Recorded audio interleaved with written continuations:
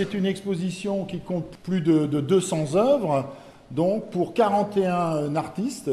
Le but pour nous n'était pas du tout de, Barbara Paula et moi-même, de faire beaucoup, de faire grand, de montrer tout le monde, loin s'en faut. Il y a une assez forte créativité aujourd'hui autour de l'objet moto, tel que l'art contemporain peut s'en emparer. Ce qui nous a retenu dans notre sélection, c'est la dimension expérimentale. Tous les artistes plasticiens sont des artistes qui constituent, on pourrait dire, des chercheurs, des gens qui sont dans un domaine expérimental de la création plastique ou plastique sonore, représentation très inédite, très originale. Alors également, on a souhaité, Barbara Paula et moi-même, ça c'est une chose importante, la moto est un univers plutôt masculin, de fait, quoi qu'on en pense par ailleurs. Alors rassurez-vous, le 9 mars, l'association Toutes à Moto vient ici, les hommes sont chassés d'office ou alors sont priés d'être derrière le cortège, bien sûr. Mais nous voulions donner aux femmes une représentation significative dans cette exposition, non pas par souci de la parité, ou non pas pour s'engager dans le grand conflit intellectuel actuel qui secoue notre pauvre pays sur le conflit du genre. C'est parce que, en fait, vous verrez que les propositions féminines, finalement, sont très spécifiques. Et elles nous montrent une fois de plus que l'homme et la femme, c'est pas tout à fait la même chose. La théorie de l'unisexe, n'en déplaise à Elisabeth Badinter, ne prend pas corps dans l'exposition motopoétique. Les femmes, ici, apportent un véritable plus, moi je trouve, à cette exposition. Les hommes sont volontiers précis, mécaniciens, héroïques, même parfois romantiques, comme Ange Léchia ici, voyageurs, nomades. Les femmes font toujours un pas de côté, vous verrez, extrêmement intéressant. Elles ouvrent la perspective d'une manière très riche. Ange Léchia, on est ici au musée d'art contemporain pour une exposition qui s'appelle Moto Poétique et vous présentez une installation, une pièce. Là spécifiquement, cette œuvre est composée de 4 photos de deux motos. C'est une œuvre que j'ai réalisée au Japon après un long séjour d'une année à Tokyo.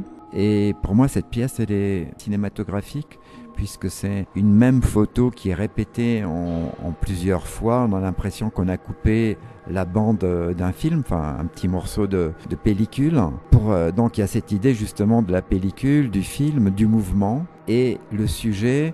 Les deux acteurs que l'on voit, deux jeunes, vont les uns vers les autres, alors que les motos, autre idée du déplacement, le côté véhicule, sont en opposition. Voilà, ce qui m'intéressait, c'était que la lourdeur des machines se séparait et que le côté porcelaine, faïence de ces jeunes adolescents allait d'une manière très pudique l'un vers l'autre. Voilà, c'est aussi une réflexion sur la vie, sur le monde, sur notre relation aux objets.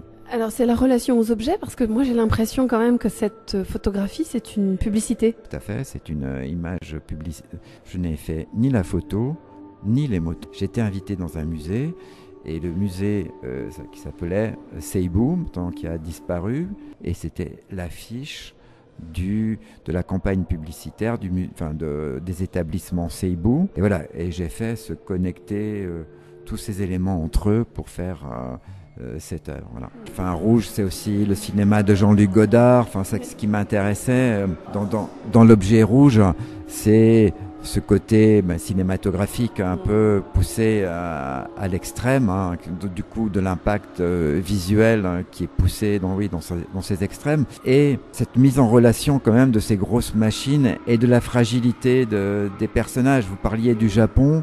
Le Japon, surtout à la fin des années 80, était au cœur de son expansion économique. Pour ça que les motos, elles partent, elles sont dans des directions invasives, tandis que les êtres humains, ils sont plutôt dans une position introspective, d'intériorité. Voilà, c'est ça aussi qui me plaisait à décrire.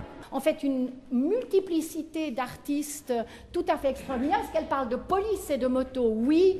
Est-ce qu'elle parle de liberté et de moto? Oui. Et la diversité extraordinaire des œuvres empêche en fait qu'on vous la présente oralement, mais c'est vraiment visuellement et sensuellement aussi que vous allez la découvrir, notamment par l'odeur de la graisse, plus même encore que l'odeur de la peinture, même si elle est également... Voilà, découvrez avec tous vos sens, le toucher même parfois, découvrez explorer avec les yeux, avec l'oreille, bien sûr. Il y a la musique des motos. Est-ce qu'il y a de la musique et les motos? Oui.